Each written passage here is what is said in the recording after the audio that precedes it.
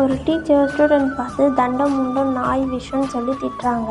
அவனும் அவங்க அப்பா கிட்டே வீட்டில் ஆஃபீஸ்லேருந்து வந்து அப்பாவை டென்ஷனாக இருக்க இவன் போய் கேட்குறான், தண்டம்னா என்னப்பா அப்படின்னு.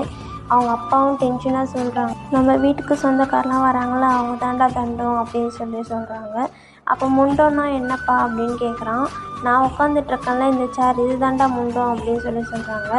அப்புறமா இவங்க கேட்டதெல்லாம் அவனுக்கு கொஞ்சம் டிஃப்ரெண்ட்டாகவே இருக்குது. அப்புறமா பேய்னா என்னப்பா அப்படின்னு கேட்குறாங்க.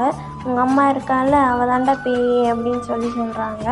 அப்புறமா விஷம்னா என்னப்பா, உங்கள் அம்மா டெய்லி காஃபி போடுறாங்களா, அதாண்டா விஷம் அப்படின்றாங்க. திடீர்னு இந்த பையன் வீட்டில் இருக்கும்போது அவங்க சொந்தக்காரெலாம் வந்துடுறாங்க. வாங்க தண்டங்களா, வந்து முண்டத்து மேலே உட்காருங்கன்னு சொல்கிறாங்க.